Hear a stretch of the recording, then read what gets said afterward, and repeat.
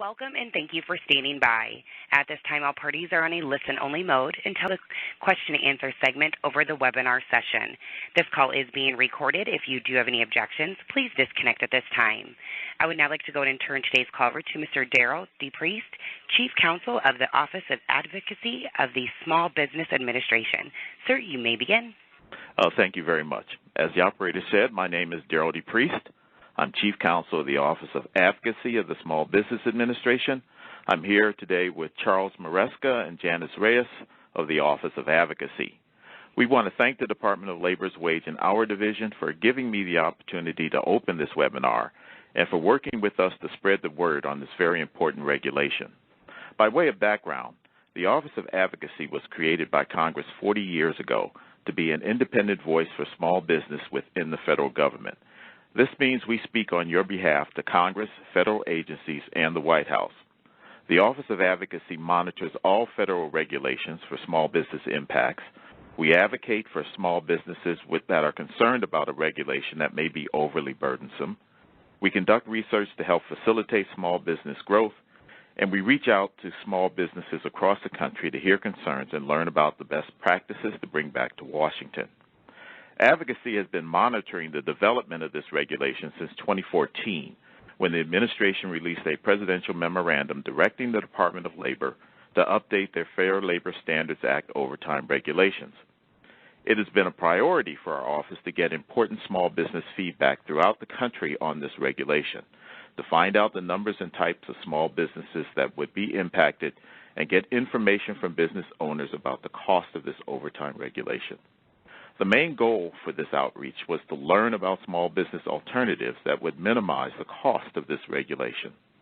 To that end, our office held 5 small business roundtables in Washington, D.C., New Orleans, Louisiana, and Louisville, Kentucky, among other places, to get small business feedback. We received considerable support from the Department of Labor, who made sure to have high-level staffers available at every event to provide a briefing and answer questions. You will be hearing today from Laura Fortman and Mary Ziegler. They both attended these roundtables.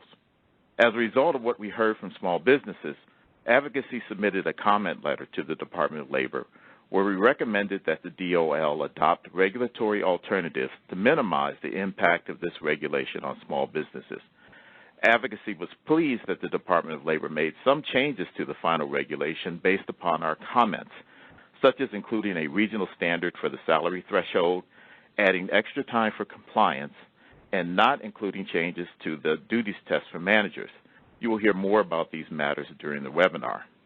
However, Advocacy knows that small businesses still have concerns with the cost of this regulation.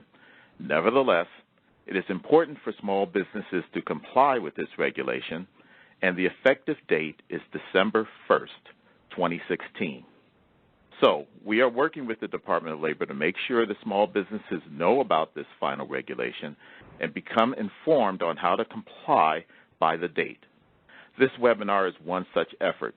You should also know that DOL's website has materials on how to comply with this regulation, including a small business compliance guide. Advocacy and the Department of Labor welcome feedback on small business compliance with this final regulation. Advocacy looks forward to working with you on this regulation and with all of the regulations affecting small businesses in the federal government. And with that, I'd like to turn this over to Laura Fortman, who's the Deputy Administrator of the Wage and Hour Division of the Department of Labor. Thank you, Darrell, and hello, everyone. As Darrell just mentioned, my name is Laura Fortman. I'm the Deputy Administrator of the Wage and Hour Division, and I'd like to thank everyone for joining us on today's webinar.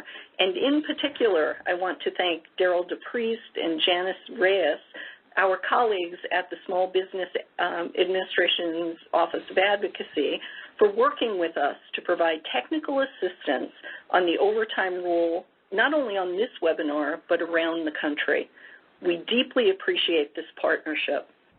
Today, we will provide all of you with a brief overview of the new Part 541 final rule, also called the overtime rule.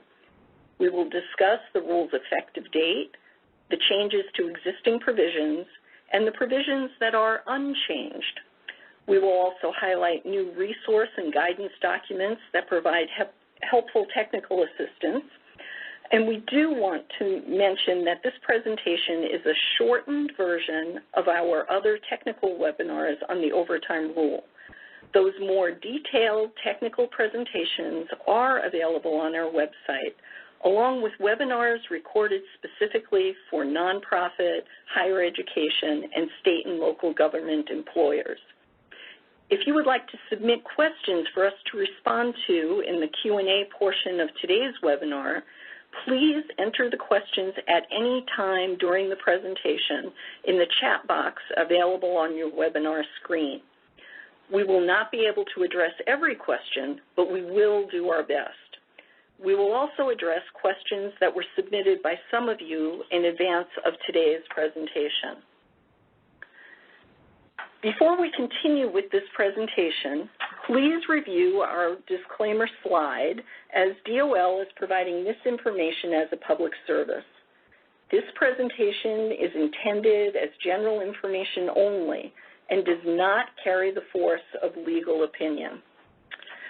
With that, I'd like to turn over the presentation to Mary Ziegler, who is the Assistant Administrator for Policy at the Wage and Hour Division. Thank you, Laura, and good morning, everyone. Welcome, and thank you so much for joining us. I want to start off by giving a brief overview of the final rules timeline.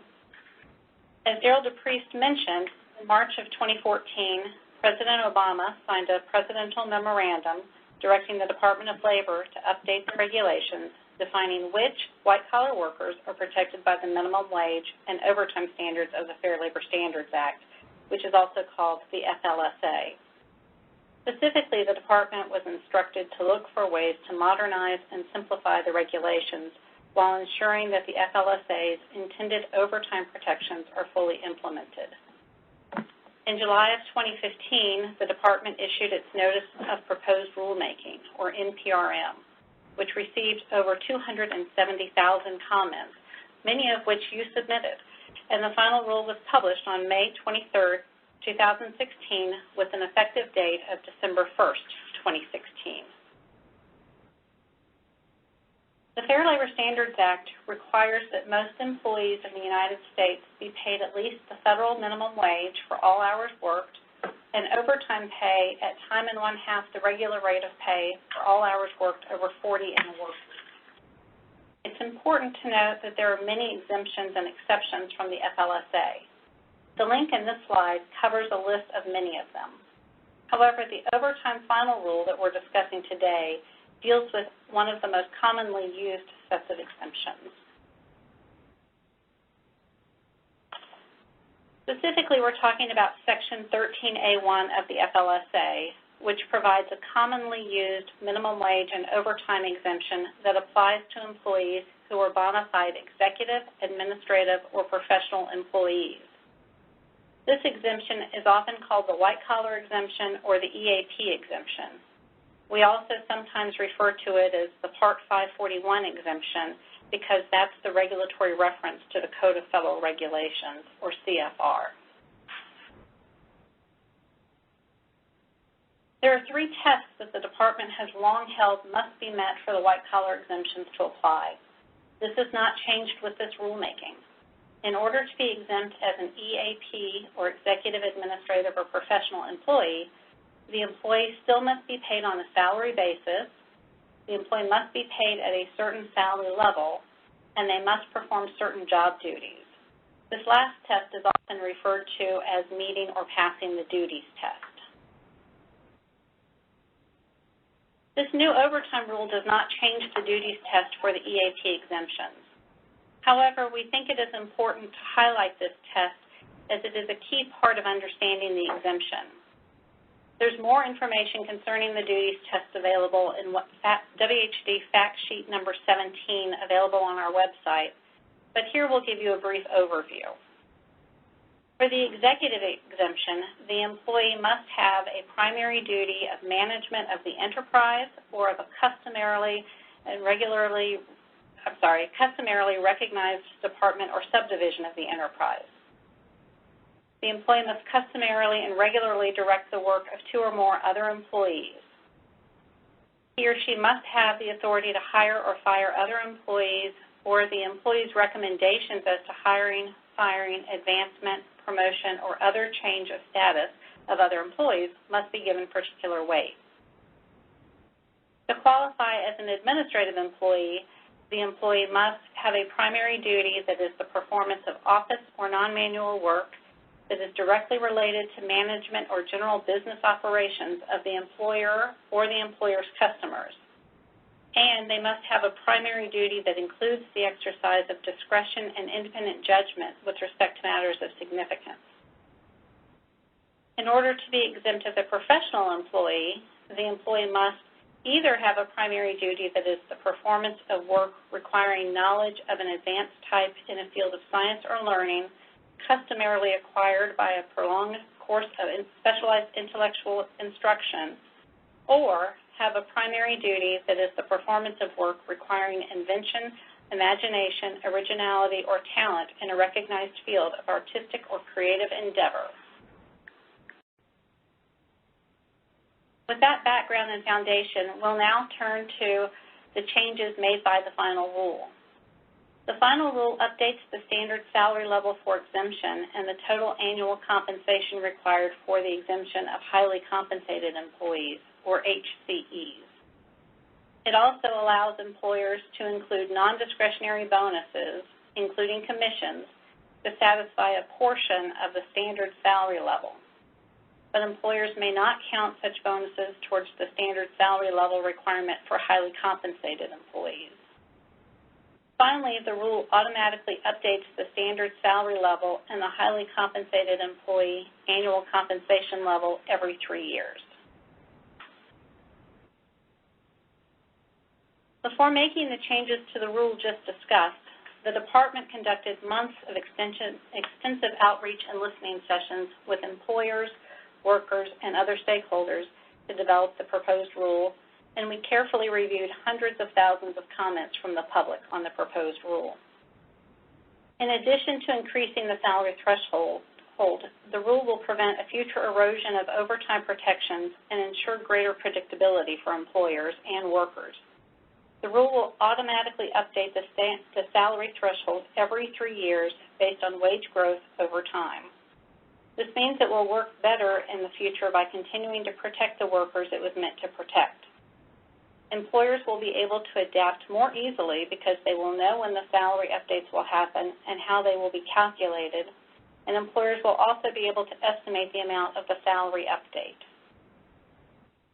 The Department estimates that 4.2 million employees will be directly impacted by this rule. The rule will also strengthen overtime protections for salaried workers already entitled to overtime and provide greater clarity for workers and employers. With the new higher threshold, 8.9 million overtime-eligible salaried workers and their employers will be able to determine more easily that they should be receiving overtime pay. Because their salaries are below the new salary threshold, their employers will no longer have to figure out whether they passed the duties test, and they will no longer have to wonder if that test has been applied appropriately. This will simplify application of the rules and will ensure protections for the workers our workplace laws are intended to protect. The economic analysis of the rule in our fact sheets explain more about all of this in detail, including the history of changes to the salary level and the duties test, and I encourage you to visit our website to learn more. The first change we'll highlight here is the updating of the standard salary level. Currently, bona fide EAP employees are required to be paid on a salary basis of at least $455 per week. Under the new rule, which goes into effect on December 1st, in order to be exempt, these employees must be compensated on a salary basis at a rate of not less than the 40th percentile of weekly earnings of full-time salaried workers in the lowest wage census region. That's currently the South, and currently the rate is $913 per week. The rule also updates the annual total compensation level required for exemption of highly compensated employees, or HCEs. We won't focus significantly on the HCE exemption here, but essentially HCEs are white-collar workers who are paid highly enough that they only need to meet a more minimal duties test. The HCE total annual compensation level has been increased from $100,000 to the annualized earnings of the 90th percentile of full-time salaried workers nationally, which is $134,004. There is additional information available about HCEs on our website. The second change relates to non-discretionary bonuses. In response to comments and in recognition of modern compensation packages, which include incentive pay, the Department, for the first time, is allowing employers to use non-discretionary bonuses and incentive pay, including commissions, to satisfy up to 10% of the standard salary threshold. Of course, this doesn't limit the amount of bonuses that employers can pay.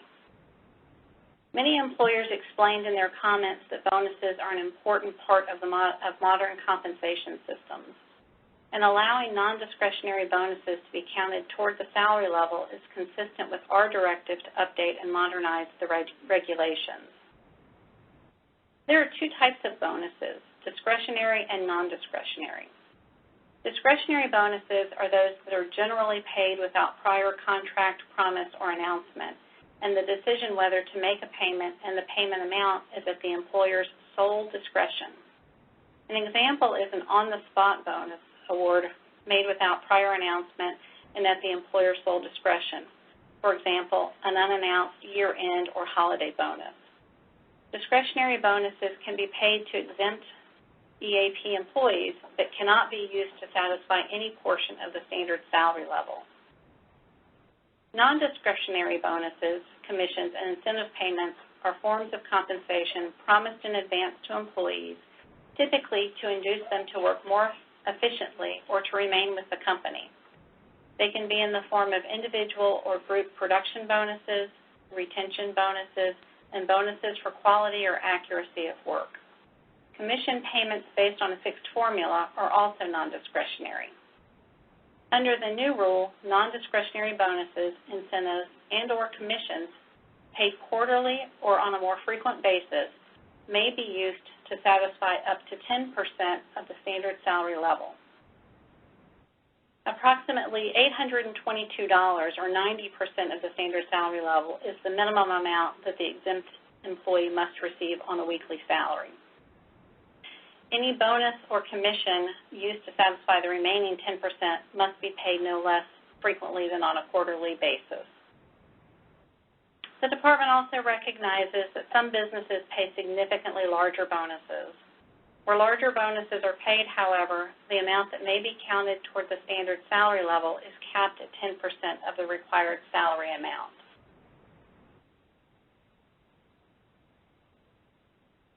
The new rule also includes an automatic updating mechanism. Beginning January 1st, 2020, and every 3 years thereafter, the standard salary level and the HCE total annual compensation requirement will be automatically updated. Automatically updating the salary and compensation levels on a regular basis will ensure that they continue to work effectively with the standard and HCE duties tests to distinguish between employees entitled to overtime compensation and those who are bona fide EAP employees. As indicated on this slide, the Secretary will publish a notice of the updated amounts in the Federal Register at least 150 days before the effective date. In addition, the Wage and Hour Division will publish and maintain on its website the applicable salary and compensation levels for all affected categories.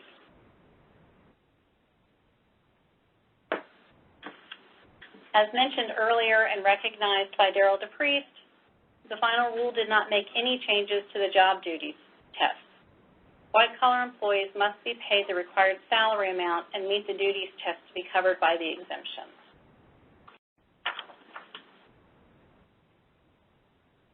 Employers have a wide range of options for responding to the changes to the salary level, and the Department does not dictate or recommend any particular method. Organizations may ensure compliance for those employees affected by the final rule in a number of ways. For example, employers can raise salaries to maintain the exemption. Employers may choose to raise the salaries of employees who meet the duties test and who regularly work overtime to at or above the new salary level to maintain the exempt status.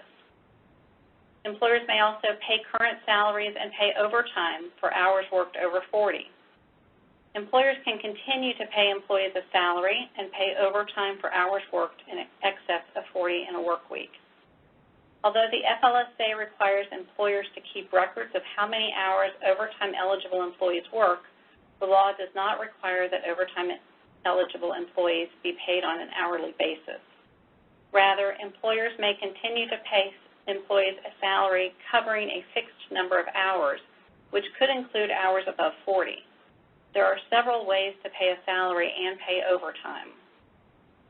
Employers may make other adjustments to wages, reorganize workloads, adjust schedules, or spread work hours. Our guidance and fact sheets contain more information on all of these options. We also have fact sheets that provide information about record-keeping requirements under the FLSA. That's found in fact sheet number 21, and how to pay overtime. That's found in fact sheet number 23. This concludes the main topics of today's webinar.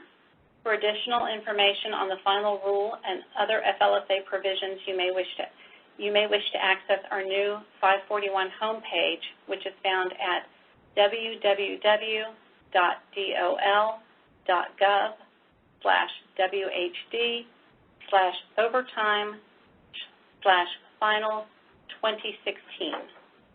The website's listed at the top of the slide. There you will find information including the Part 541 regulations from the Code of Federal Regulations, the new overtime rule, guidance documents, fact sheets, and frequently asked questions related to all of the FLSA principles and various topics addressed in this webinar. Or you may call the toll-free number at 1-866-4-US-WAGE. That's 1-866-487-9243 for assistance. We will now take the remainder of the scheduled time and respond over the phone to some of your questions. You may hear responses from some of my colleagues from our Fair Labor Standards Act branch as we process and respond to you. As a reminder, if you have questions, please type them in the box at the bottom of the Q&A panel and click Ask. We may not be able to answer all questions today. Please also note that there may be a slight delay as we process the questions coming in through our chat feature before you will hear our responses. Thank you again for your participation today, and thanks to all of you who submitted questions to our inbox in advance or earlier in this webinar. We will start off by addressing some of those.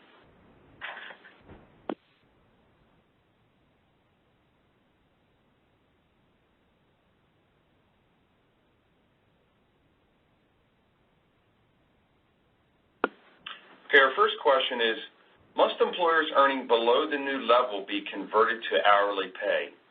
The answer is no. Nothing in the FLSA or in the regulations governing the white-collar exemptions requires employers to pay overtime-eligible employees on an hourly basis. There are millions of salaried employees, white and blue-collar alike, who are legally entitled to overtime pay under the current regulations. Thank you, Ernie. We've also received a question, will newly overtime-eligible employees have to record their hours on a daily basis or punch a time clock? The FLSA does not require workers to punch a clock. Moreover, the record-keeping requirements of the FLSA do not limit the flexibilities that an employer can afford to its workers. These record-keeping requirements provide that an employer must keep an accurate record of the total number of hours worked for each workday in a pay period to ensure that an employee is fully compensated for all hours worked. An employer does not need to require an employee to record what time they started or finished, only the total number of hours worked each day.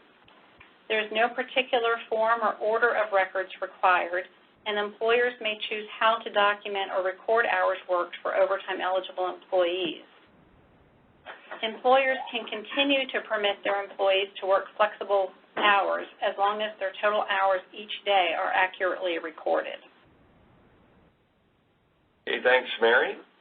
We have our next question. As I live in California, what if my state has its own overtime laws? The FLSA provides minimum wage and hour standards and does not prevent a state from establishing more protective standards. If a state establishes a more protective standard than the provisions of the FLSA, the higher standard applies in that state. Thank you. Our next question is, are all small businesses covered by the rule? There are generally two ways that employees can be covered by the Fair Labor Standards Act. One is through enterprise coverage, meaning that all employees are covered. The FLSA generally applies to or covers employees who are employed by businesses with an annual gross volume of sales made or business done of at least $500,000.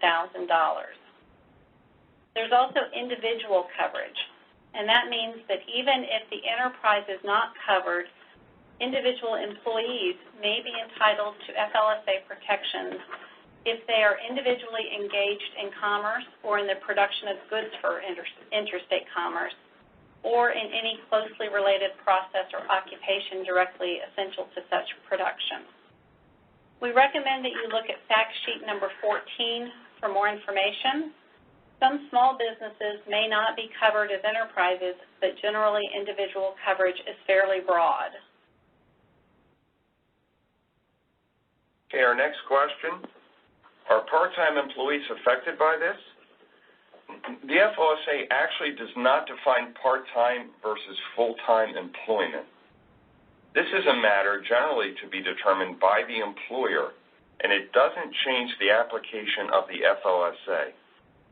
In order for the white-collar exemptions from overtime to be claimed for a part-time employee, in addition to meeting the duties test, they would still have to be paid on a salary basis and make over the 913 weekly salary threshold. There is no part-time salary threshold. That said, it is true that since by nature a part-time employee is working less than 40 hours a week, there likely won't be much overtime pay. But any non-exempt part-time employees would have to have records of their hours worked and be paid overtime in those rare situations in which they work over 40 hours in the work week. We have received a number of questions about getting a copy of the webinar. You will see, if you are logged in to the webinar, you will see you can download a copy of the PowerPoint. For those that may be listening just through the audio, the webinar will be posted up on the department's website, dol.gov/WHD, and you will be able to listen to the entire recording of the webinar, as well as download the PowerPoint slides as well. Thank you. Thank you. We've received a couple of questions asking whether the litigation means the effective date will be pushed back. And the effective date of the rule is still December 1st, 2016. Next question is, what is the difference between outside and inside sales? The answer is, the salary level and salary basis requirements described in this seminar do not apply to outside sales employees, licensed or certified doctors, lawyers, and teachers. Employees in these occupations are exempt regardless of their salary. To qualify for the outside sales employee exemption, all of the following tests must be met. First, the employee's primary duty must be making sales, as defined in the FLSA, or obtaining orders or contracts for services or for the use of facilities for which a consideration will be paid by the client or customer. And finally, the employee must be customarily and regularly engaged away from the employer's place, or places of business. There's more information on the outside sales exemption available in Wage and Hour Fact Sheet number 17F.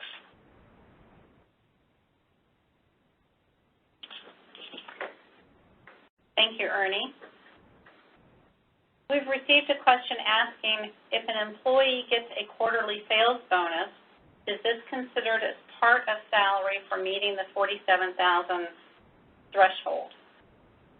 As we mentioned in the presentation, the rule allows employers to use non-discretionary bonuses and incentive payments, including commissions, to satisfy up to 10% of the standard salary level.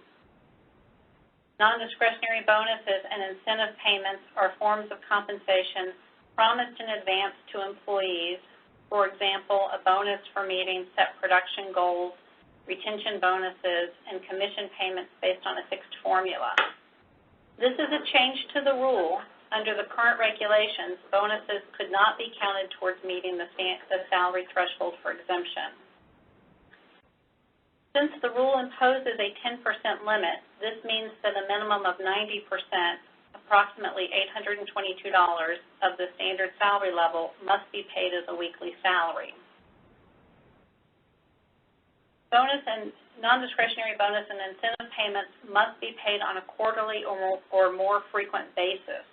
There's additional information about bonuses available on our website. Okay, we now have a question about are small business owners exempt from this ruling?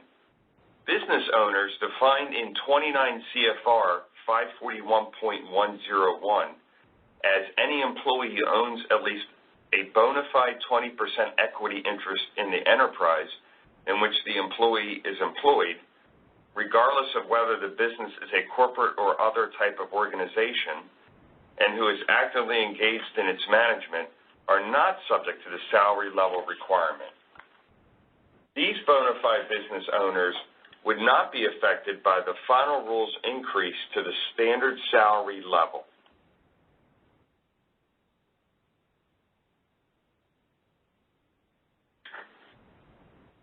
We've received a question about teachers, and the question is, may a teacher who does not work for an educational institution and thus does not qualify for the special teacher exemption from the salary basis rules, nonetheless potentially qualify for the learned professional exemption?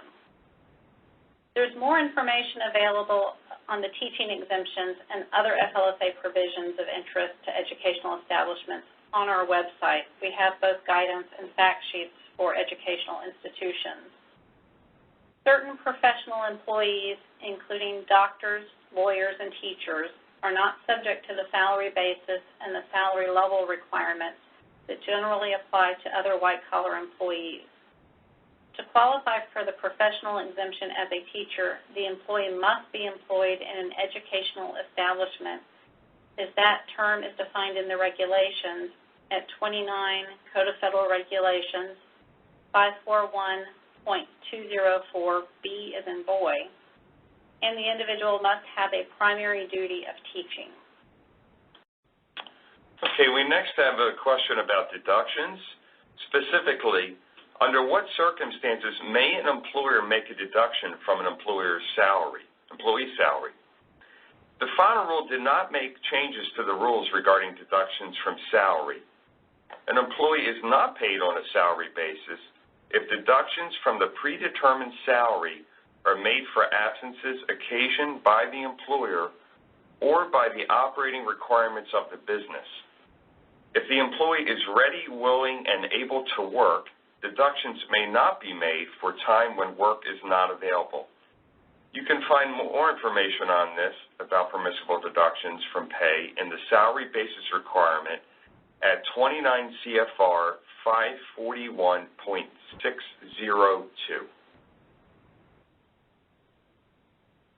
We've received another question about whether the litigation on the rule means that the effective date is being pushed back. The overtime rule is the result of a comprehensive, inclusive rulemaking process. We're confident in the legality of all aspects of the rule and will defend it. The effective date, as Chief Counsel DePriest also mentioned, the effective date remains December 1st, 2016.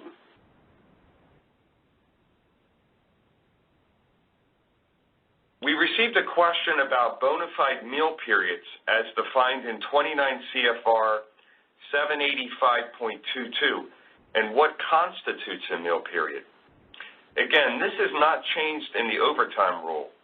Regulations on rest and meal periods make a distinction between rest periods, usually lasting 5 to 20 minutes, and compensable waiting time or on-call time, all of which are paid work time, and bona fide meal periods, typically lasting at least 30 minutes, that are not compensable work time. We recommend that you reference Wage and Hour Fact Sheet number 22 for additional information. There are also separate provisions related to meal period provisions for law enforcement personnel and employees engaged in fire protection activities. These are addressed in our webinar presentation for state and local governments on the overtime rule. Criteria indicated at 29 CFR 785.19, 785.22, and 553.223.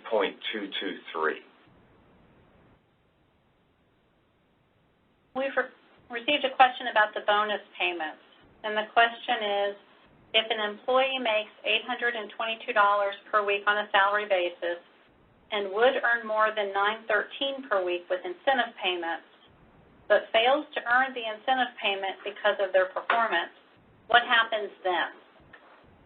That's a good question. Thank you for asking it.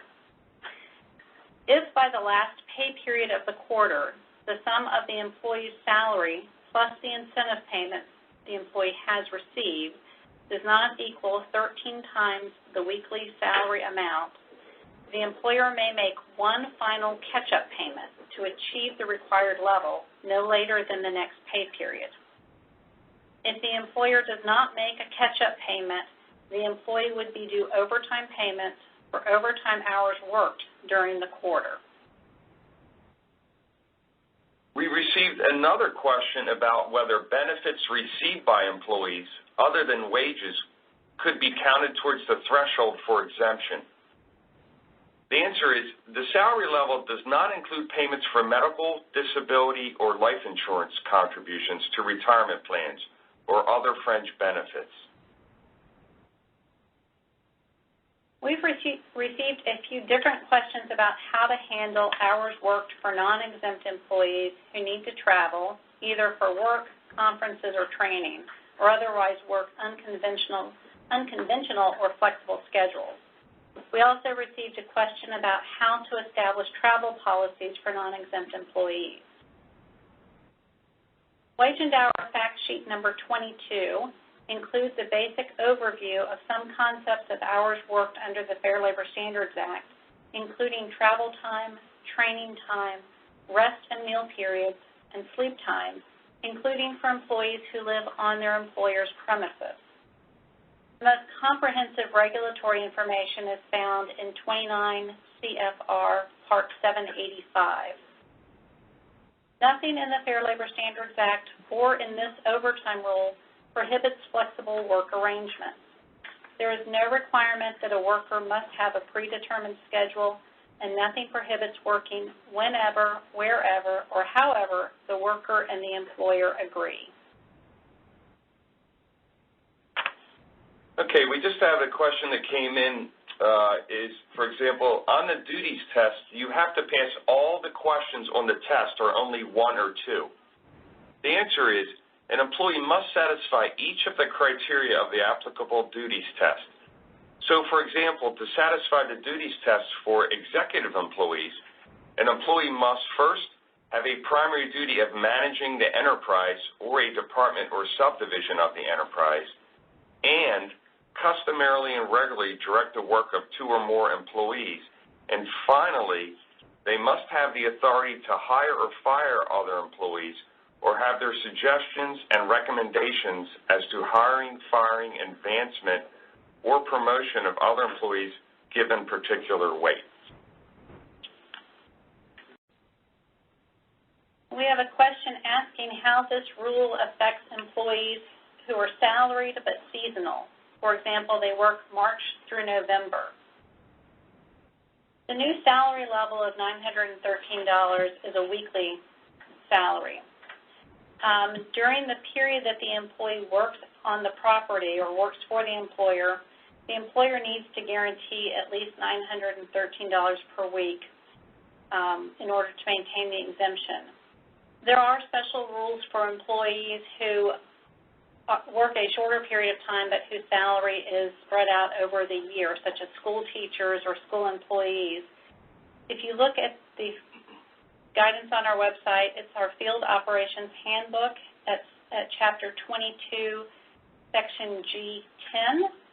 It explains how to calculate the salary, whether salary was earned in the shorter period and whether it can satisfy the salary basis for exemption. And that's on our website at www.dol.gov/WHD/FOH/CH22. So it's Chapter 22. Okay, we also have a question coming in about titles for employees. Specifically, are there generic titles such as assistant, coordinator, specialist that are generally considered non-exempt and should be avoided in exempt titles? It's important to keep in mind that job titles do not determine exempt status. The employee's duties and salaries do. This means that employers may treat exempt and non-exempt staff differently, even though they may have the same job title. In addition, the fact that an employee is paid on a salary basis is not alone sufficient to exempt that employee from the FLSA's minimum wage and overtime requirements. For the EAP exemption to apply, a white-collar employee's specific job duties and salary must meet all of the applicable requirements provided in the department's regulations. Again, please see fact sheet number 17A for information on the duties test for the EAP exemptions. Accordingly, for the employer to claim the exemption, the duties test must be met even if the employee's salary exceeds the standard salary level. Several participants have asked whether they can give their employees comp time instead of overtime pay. The Fair Labor Standards Act provides that most covered employees receive overtime pay for hours worked over 40 in a work week at a rate not less than 1.5 times the regular rate of pay. Compensatory time, or comp time, refers to the practice of providing paid time off in lieu of overtime pay in order to compensate for overtime hours worked. The Fair Labor Standards Act has a provision that provides that state and local government employers can use comp time in lieu of overtime when certain conditions are met. The comp time must accrue at time and a half in hours, but when used is reimbursed at the regular, not the time and a half pay rate. Private employers, which is most employers, cannot satisfy their overtime obligations by providing comp time in lieu of cash overtime payments, and they must pay overtime-eligible employees an overtime premium for hours worked over 40 in a work week. However, nothing in the final rule or the FLSA prohibits employers from giving paid time off in order to have employees work less than 40 hours in a particular work week, or from giving compensatory time to exempt employees. Okay, we also have a question about how many small businesses are affected by the final rule. The department estimates that of the 4.2 million workers affected by the final rule, 1.6 million are employed by small entities. This is about 3.1% of the 49.8 million workers employed by small entities. The sectors with the highest total number of affected small business employees are professional and technical services, healthcare services, not including hospitals, and retail trade. There's more information on this in our summary of the economic impact analysis available on our website. We have another question about benefits. If an employer provides other compensation like housing, can this be counted towards the salary threshold? The answer is no. For an exempt employee, the salary must be paid in salary or the bonus provision. Other compensation, such as benefits, housing, does not count towards meeting the salary threshold for an exempt employee.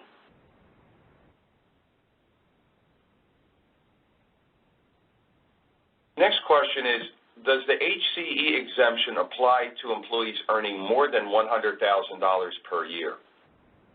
The answer is an employee may qualify for the HCE exemption or a standard EAP exemption. The HCE exemption will require, beginning again on December 1st, 2016, an annual compensation of $134,004, and such employees must satisfy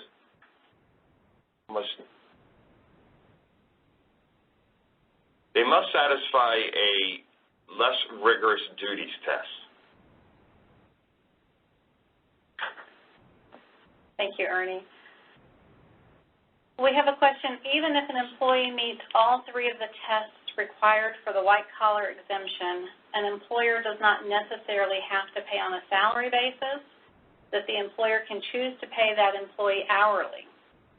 To claim the exemption, the executive, administrative, or professional employee must be paid on a salary basis in addition to meeting the requisite duties test. For administrative or professional employees, they may be able to be paid on a fee basis. There's information available on that issue on our website as well as in the regulations.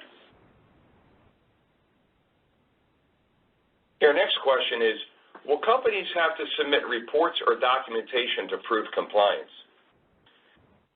There are record-keeping requirements of the FLSA. Employers must keep an accurate record of hours worked. There's more information on this by going to fact sheet number 21. However, employers do not have to submit this information to the department unless DOL requests it during an investigation.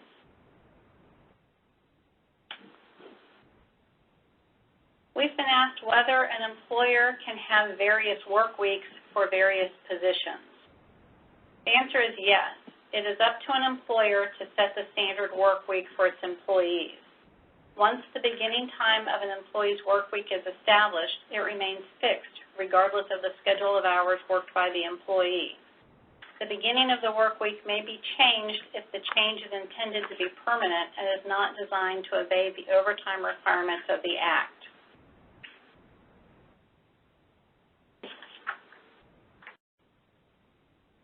Our next question is, so can a teacher who does not work for an educational institution nonetheless potentially qualify for the learned professional exemption? In other words, is this special exemption for teachers the only potential exemption the teacher can qualify for? The answer is, if you have additional questions on this, we would recommend you call your local district office for wage and hour, and also review the link to this PowerPoint for additional information.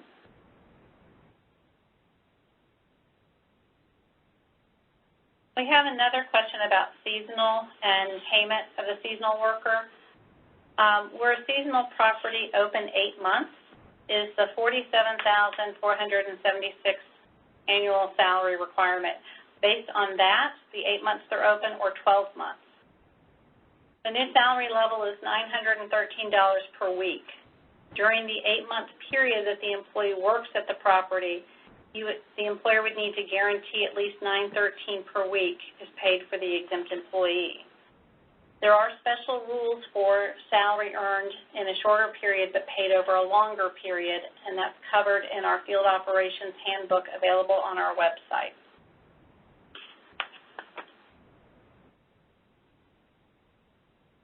We also had a question with regard to the non-discretionary bonus and catch-up payment provisions. Does quarterly mean calendar quarter, fiscal quarter, or is it up to the employer's discretion? The answer is no, it does not mean the calendar quarter. It is up to the employer's discretion when the quarter will begin.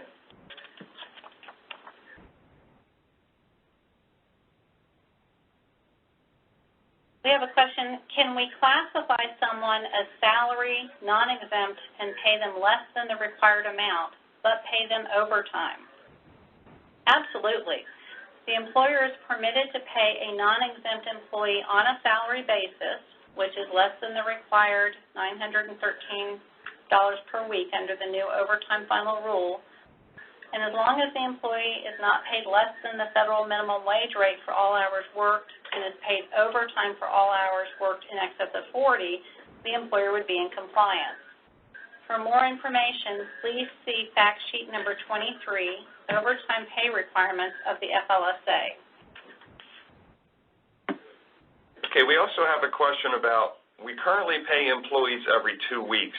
Will our pay periods need to switch to every week? The answer is no. Employers may still pay their employees on a biweekly basis.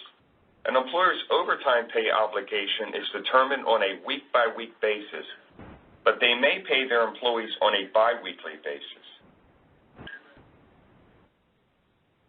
We have a question. I work for a nonprofit, and we've been working an average of 50 hours, and we're told that it is normal for nonprofit employees to work longer hours and not be given comp time. Is that true?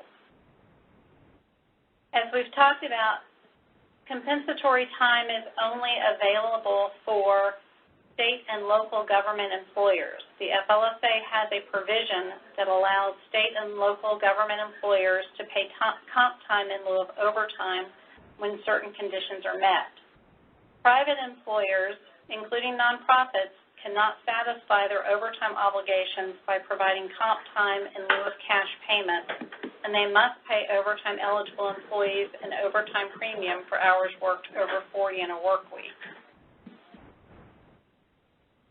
Okay, we have another question that's just come in. Can an employee make, for example, $60,000 annually and still be a non-exempt employee? Or once an employee reaches the new salary level of $47,476, are they automatically a salaried exempt employee? So the answer is, to qualify for exemption, employees generally must pass tests regarding their earnings and job duties. So yes, an employee who does not satisfy the applicable duties requirements will not qualify for exemption regardless of how much they earn.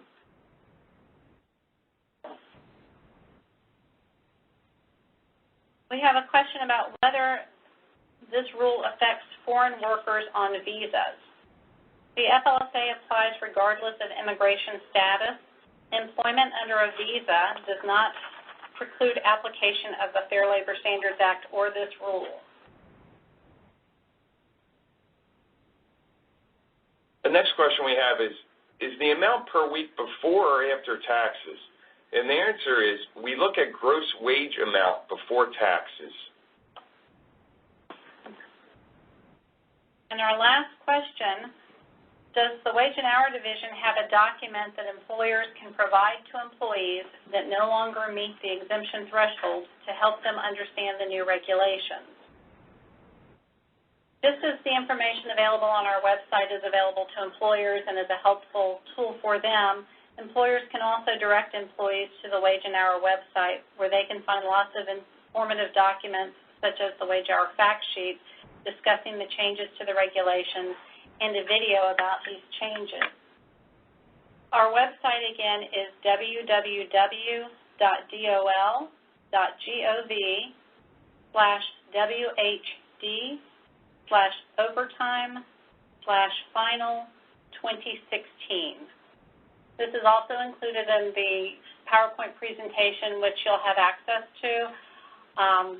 We do appreciate all of your attention and your interest in this. These have been terrific questions, and we really appreciate the opportunity to engage with you and help you understand the impact of this final rule.